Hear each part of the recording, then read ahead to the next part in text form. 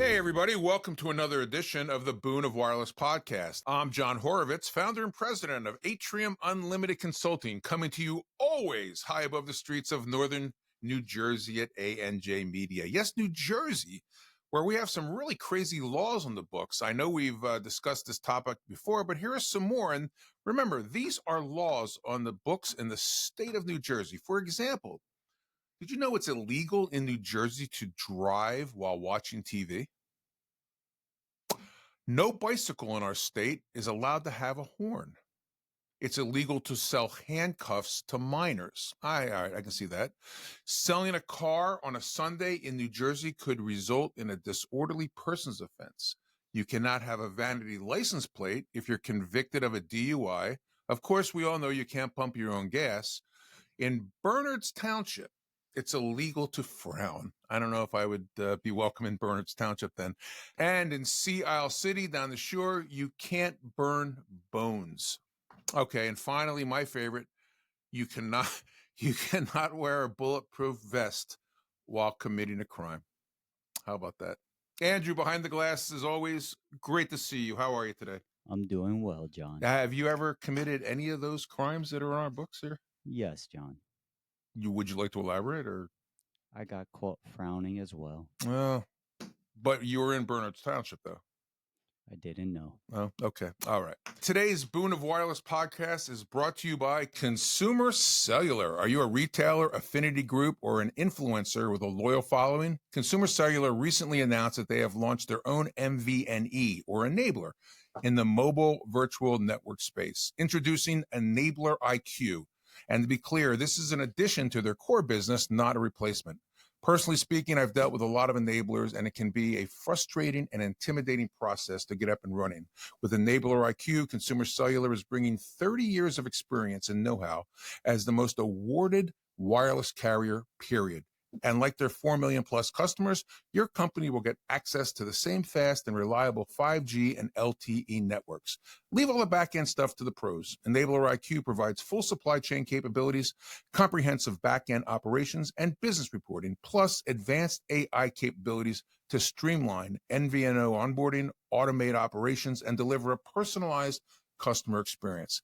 So visit enableriq.com or email the team at info@enableriq.com and learn more about setting up your own MVNO with Consumer Cellular's MVNE offering. My guest today is the president of Rebiz, a company focused on helping wireless retailers and other multi-unit businesses use video and analytics to understand what's happening across their locations and improve their profits because of it. With a background that spans startups and major brands, Chris Hogan has spent his career helping businesses turn data and visibility into action. He's worked across video tech, wireless retail, and analytics, always with an eye towards what drives results on the ground. Chris understands the challenges wireless retailers face, from staffing and sales performance to managing operations across dozens or hundreds of locations.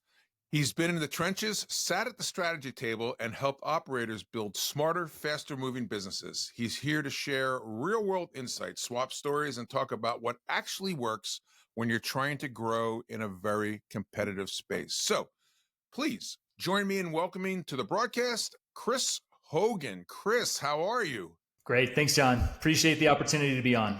Oh, it's great to have you. I know we've spoken. It's finally great to meet you, not in person, but as close as we can get. You're in Denver, I understand, outside of Denver? I am, yeah. We are outside of Denver, up in the foothills at about 8,000 feet elevation. Very good. I never could figure out why the Denver Broncos didn't win every game at home because of the height, the altitude. We ask ourselves the same question. And I know teams come in 2 days earlier, but that's not enough. No, it's not. Okay.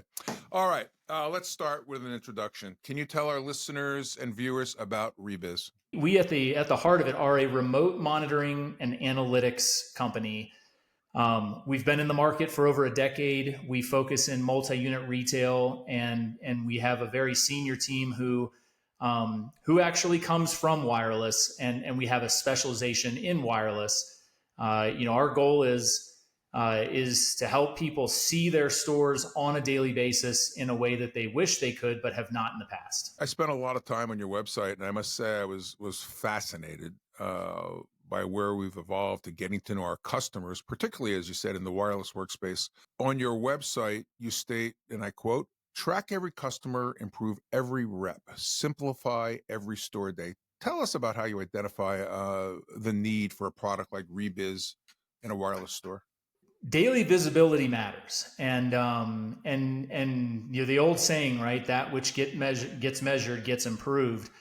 I think good indicators that we might be a fit for someone, those who don't have the level of visibility that they need, folks who are guessing, folks who need more sales and are sort of wondering or hypothesizing or trying to find out why their sales, maybe across the board or in particular stores, isn't where they want it to be.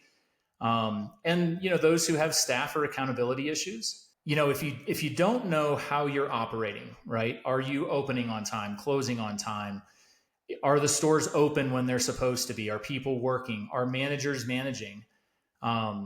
Questions like how much traffic do we have? And not just door swings, but how many customers are we seeing? How effectively are we selling, and how do you know? I think an indicator that someone might need us is, those without rep level data. If you are looking at or considering store level data, probably not getting down to the level of granularity that you need to actually improve things in many cases. And at a baseline, these are things in today's modern world that you should know. And, it costs as little as 20 cents an hour to know it. So when you think about payroll and everything else, it's a good thing to do. We're going to drill down a little bit later on what some of the methods that you use to do this, but you're talking from a guy who had experience operating hundreds of retail stores prior to forming Rebiz. So what was the aha moment that told you we need to start tracking our metrics to improve not only our business, but other retailers' businesses, that made you get out of the actual store ownership world and start Rebiz? What was that moment? We're operators and grew to, triple digit store counts 2 different times. And I think the aha moment was the second time the closest store was 6 hours away. And as soon as, in the multi-unit business, as soon as you get to the point where there are too many stores to drop in on, or they're too far or spread out, and even with managers, we know and we see that managers have their favorite stores, they have their favorite days, they take days off and other things. And so, you may not be getting the visibility that you're looking for.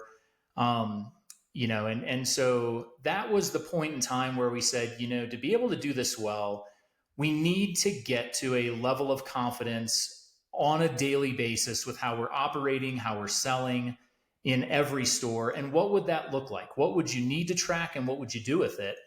And I'll tell you, when we first started the process, and keep in mind, we were a group of operators, but also a group of technologists. And when we started to build this process to generate the visibility and the additional metrics and things, it cost us over $1,000 a store to do it. And it was still worth it at that point.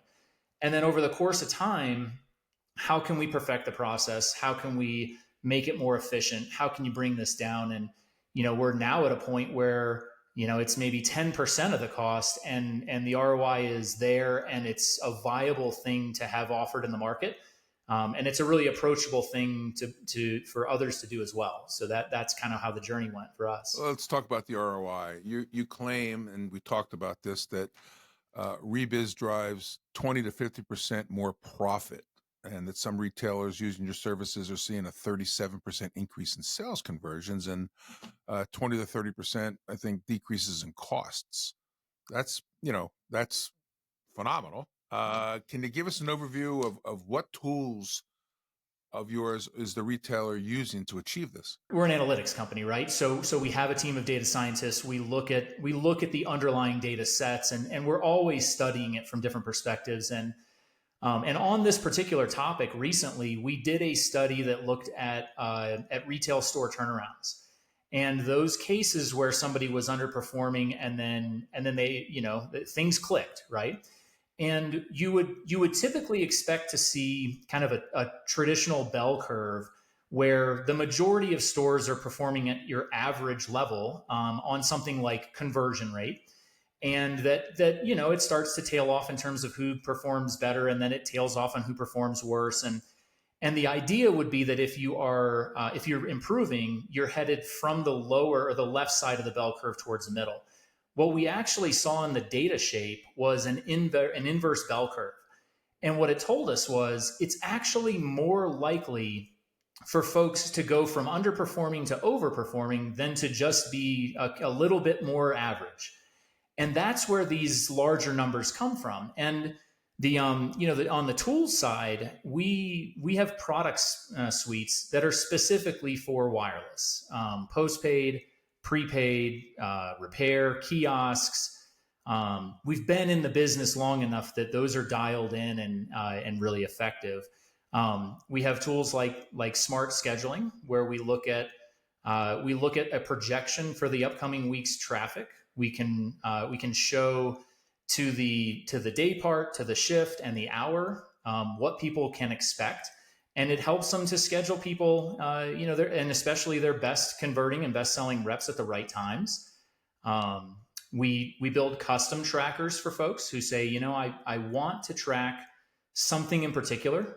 This is something we don't have visibility into. How would we approach that? For example, a good tracker is a compliance check where we check for whether the safe is open and how often and for how long. And so on the inventory management side, you say, well, check in on this store for me. And here's what I'm looking for. I want to know that the safe door is closed. If it's open, I want some context and those sort of things. And then I'd like an alert, all right? I'd like to see an image. I want to know how often this is happening. That's something we want to clean up. And we're very often talking to clients about, what additional things they might want to track and what that scenario would look like. All right. So tell us a little bit about how you measure customer interaction. What tools? I understand that you use surveillance cameras, amongst other things, but how do you actually get the data that you then present to the owners? A big piece of it starts with just being equipment agnostic. We know that people have a lot of different things in their stores already, and the goal is to leverage what they have to get the value, right? And so we have clients who use all kinds of different camera systems, have all kinds of different point of sale systems or other things, and that's pretty common from an eyeballs perspective. The camera systems are a primary way that we collect source data. And they allow us through our process is kind of a combination of software, technology, human audits, and things, so that we're able to leverage the visibility to count or measure or monitor things through the cameras. And then we incorporate things like sales data or time clock data as additional data points and other ways to generate the metrics and the analytics side. We were talking earlier before we started today about how once you leave your house or your apartment, that you're being filmed by somebody, especially here where I live outside of New York City, and I'm sure where you are in Denver. But when you walk into one of the stores that you folks are servicing, there's no legalities or anything about videotaping or audio capturing a customer. I'm sure the employees are aware it's being done, but do you have to tell the customer that they are being recorded? Most people have signage on the door that lets people know additionally, not that it's necessarily required or precedented by law that they need to, but it says something on the door that this is a monitored environment. And in today's world, and especially with video, it's commonplace. There is a deep set of legal precedents for being in what is considered kind of a public environment. The standard is if it is fair to assume that someone else might overhear your conversation, you typically don't have an expectation of privacy. And so as consumers and retail shoppers, we know that. Are the retailers accepting of this new methodology that you're using? Absolutely. In fact, I wouldn't even at this point, consider it a new methodology. We're quite a ways beyond the early adoption of this type of thing. And I think that's part of what makes it exciting, right? We've been doing this for a decade. There's thousands and thousands of stores across quite a number of industries who have said, look, the equipment is there, the cameras are there. We want to operate in a better way and be smarter and faster in our business. Here's how we want to do it. And, we've supported everything from wireless stores to airports and construction sites and car washes and you name it. So at this point, we noticed that many of our customers are the top performing agents in their franchises. And really, it's not our methodology as much as it's us supporting what theirs is, right? They tell us what they want to know. They inevitably take the data and do what they're going to do with it and make their business better. And with the acceptance of your target retailers, there must have been a case where somebody did push back on you and said, this is not for us. Does one stick out in your mind? Certainly. So, when I look into our past, we've gained a lot of flexibility in what we can track now. And I think that if you look back, 4 or 5 years ago, the specific set of things that we monitor or track in stores may or may not have been a fit for certain folks. As an example, we get down to the individual rep level on things like traffic and conversion and such. And there are franchisees and multi-unit operators who say we track things at the team level. And so, going down to the individual level maybe doesn't matter for us. There's others who say you can't train a team. You can only train a person. So we need that data. So correct me if I'm wrong here. You supply the data in certain formats, and then it's up to the retail ownership to determine what steps they take. They say that this gentleman or this young lady is doing XYZ, where they should be doing this. It's up to them. You're out of the loop at that point, or do you give ongoing advice? We are, and the line at which we hand it over and let them run their business is an important one. So we think a lot about that and collaborate with clients there. The reality is when you have better data to begin with, a manager can go in and be a lot more certain of what issue they're dealing with.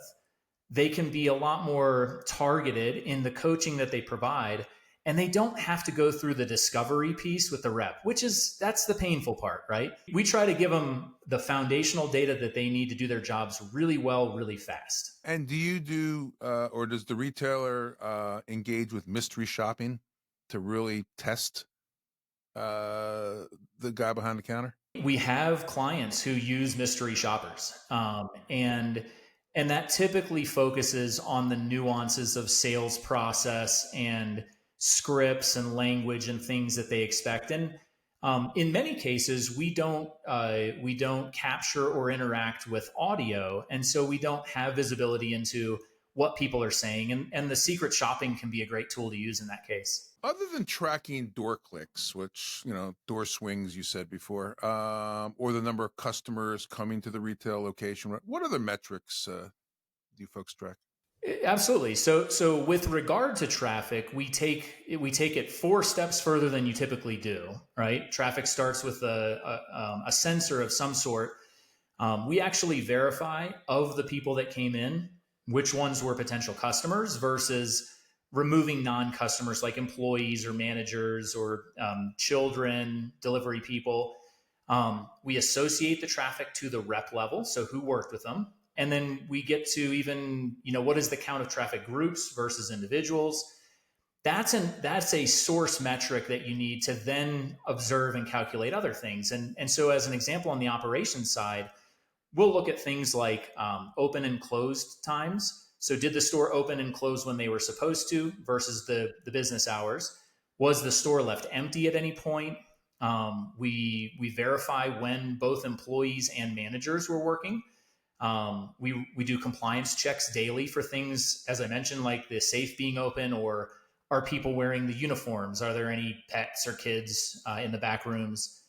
On the sales side, we look at things like individual conversion rates, right? How does each person on the team convert over the course of the week? We look at average customer interaction time. We measure idle time.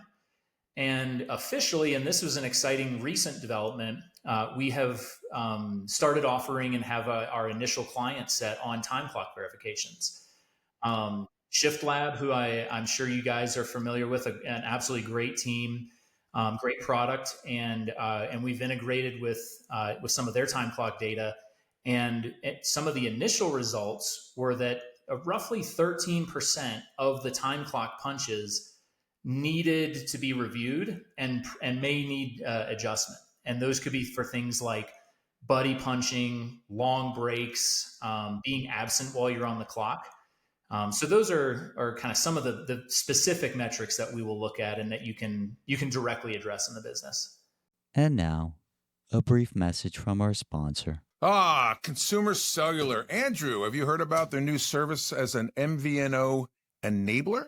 Introducing Enabler IQ, an MVNO operation for the 21st century with expanded strategic collaborations and partnerships with Amdocs and accelerated AI-driven MVNE capabilities. Enabler IQ is built on the backs of Consumer Cellular's success as an MVNO with over 4 million subscribers and now with over 50 new retail stores. So leave all the back-end stuff to the pros. With Enabler IQ, you can easily streamline MVNO onboarding, automate your operations, have full supply chain capabilities, comprehensive business reporting, plus advanced AI to deliver a personalized customer experience.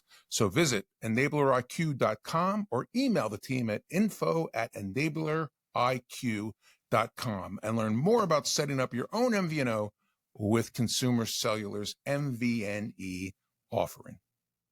For our listeners and viewers that own retail stores out there, just so they can compare, in your mind, what is a good sales conversion rate? So in wireless, we very commonly see a band of, say, 12% to low 20%. And then you see your high performing stores are going to convert, as high as 25 or even 30%. We do see stores that will on the low performing side that drop down into single digits. And man, that is absolutely addressable. Don't let it hang around for too long. The data that I mentioned to you on the retail turnarounds, the most common starting and ending point was about a 12 or 13% conversion rate that jumped to a roughly 21% conversion rate. Okay, so I'm confused, which means, I'm not as smart as a lot of people out there. When I walk into a wireless store, whether it's one of the corporate-owned stores, retailer-owned, Verizon authorized retailer, T-Mobile, whatever, I'm going in there for a specific reason. I'm not going in there to browse like I would at an antique shop or something else. I'm going in there if I'm a prepaid customer to refill. I'm going to get customer service. I'm going to, maybe buy an accessory. Where's the gap that I'm missing that 80% of the customers aren't buying something when they walk into a wireless retail store? So one of the things that we actually work on, and particularly with our prepaid clients, is separating traffic by that intention. And so we help them with how many people came in for a bill pay, how many people were shoppers. And I'll tell you that the conversion rates look significantly different when you can separate them. And at that point, you can also do things like say, look, every time someone comes in for a bill pay, you're not going to be able to sell them something extra every single time. But you can now set targets for what that might look like. And to your point, this is why dealers care so much about converting well and selling well, is because that person may have come in with a specific intention and they were sellable and they would have switched to you as a brand, a carrier, and a store, and they can be customers for a long, long time. And if you miss that opportunity and they end up somewhere else, it can be really hard and a long time before you get them back. And that's why we really try to work with them on don't miss a good opportunity that walked in. It can pay you back for so long. What have been some of the biggest success stories? I don't know if you want to name clients or anything or not, but what have been some of the biggest success stories that Rebiz has been able to show to a customer? I probably won't get into specifics on client names, although if you end up on rebiz.com, many of our clients have have recorded videos and they identify who are they and what did they experience, and those are great to watch. One thing I'll tell you is that as an analytics company, and it's very important for me, for our team, to deliver an ROI. And our target ROI is 10x. So for whatever you purchase from Rebiz, it's important to me that the team is worth 10 times that. And so we give a $10 bill back for every $1 bill that people give us. We believe that that's a really important value ratio, and that people deserve that kind of return. And so because we have the data and we are a data company, we also measure it every quarter. And since we started measuring it, our entire client base has been over 10x on average the entire time. And this past quarter, it was 13x. When we started measuring it, I fully expected that it was going to be in maybe the 5 or 6, X range. And that's a great start, right? And I figured we would drive towards that. And in fact, we started higher than I anticipated and have grown it since then. We also measure 1-year anniversaries. And so every time that a store has been on Rebiz for their 12-month anniversary, we take a look at their data and we see how much they improved or didn't, or whatever the case is. And just this past quarter, we had hundreds and hundreds of stores that did well enough and evolved well enough over the year to sort of win various awards that relate to additional, better performance in conversion or in gross profit per box, overall gross profit per store, those kind of things. I think it takes roughly maybe 1% or 2% conversion increase to pay for Rebiz. And in many cases, especially in postpaid, it's even less than that. But we routinely are seeing stores with 5 or even 10% or more improvements in their conversion rates. We commonly see a 10% lift in gross profit per box, depending on how people measure it. That can be anywhere from $10 to $30 of additional gross profit. Stores with anywhere from additional 2,000 to 5,000 to even 10,000 or more in gross profit. We've got a couple clients who are currently on a journey to drive their time clock theft to 0%. And we're really excited to kind of watch how that looks and to see what accountability looks like when everybody knows that you're going to be paid for the time you're actually there. We have stores with, particular regions who are focused on using the data for better scheduling, who are making, 6 figures more in a year by aligning their staffing levels and their best reps with their busier times. And then some of the smaller successes are things like, knowing the number of shoppers versus bill pays and knowing that you're open. And, Harrison Bauer from CBP Group, he did a testimonial for us and it came off kind of funny. He said, maybe I'm a sick guy, but I look at Google reviews and I like to know how are we doing against other people. And others had stores that were closed and it was locked and I can see people in there having lunch and we don't have any of that.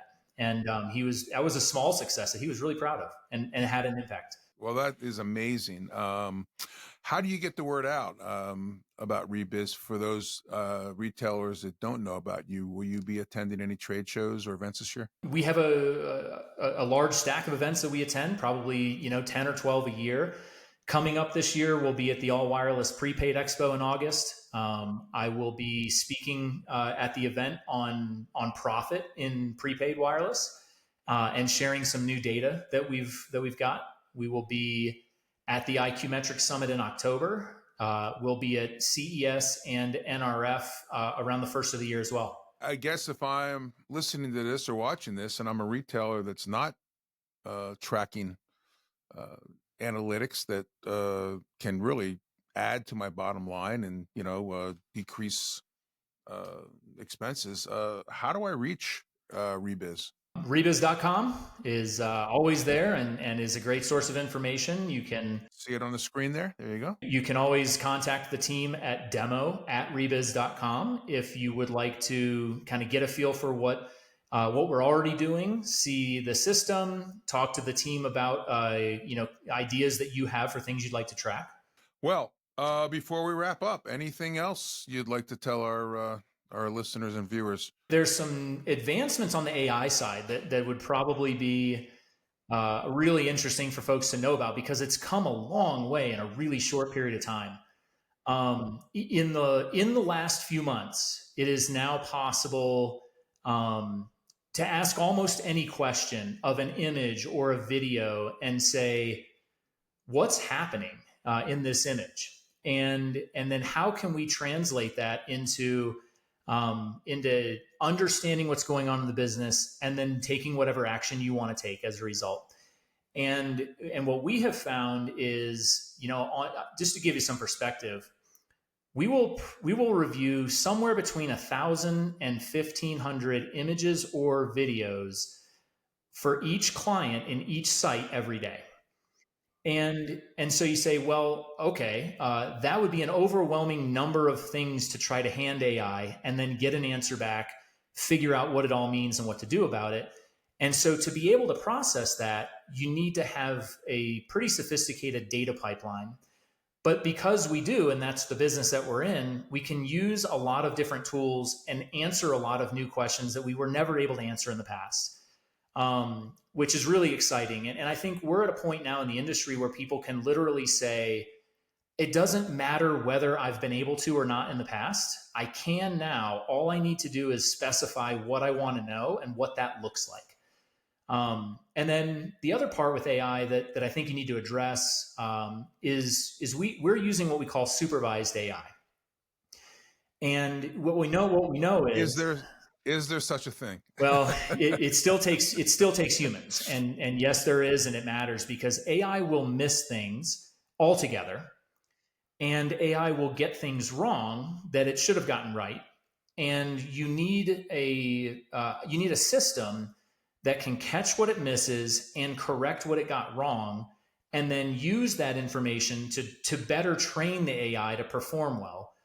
And so if you're using AI and you have a system that has supervision and retraining, then it can become really efficient and effective very quickly. And that's what we're seeing in the industry. But that's still hard to do.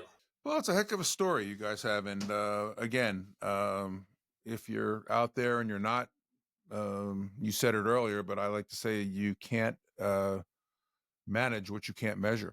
And how much is going out the back door and how much opportunity is being lost because you're not on top of your sales teams. It's very key to have. So, well, it's really good stuff. Enlightening to me, at least. Yeah, thank you. Well, I want to thank Chris Hogan, CEO of Rebiz, for joining us today on the podcast. Remember, reach out to Rebiz at rebiz, rebiz.com. Chris, thank you so much. We'll see you in Las Vegas. And for those of you who are out there, that'll wrap up another episode of the Boon of Wireless, and we will see you next time. Do you want to be a guest on the Boon of Wireless podcast? Give us a call at 908-THE-BOON. Yes, 908-843-2666.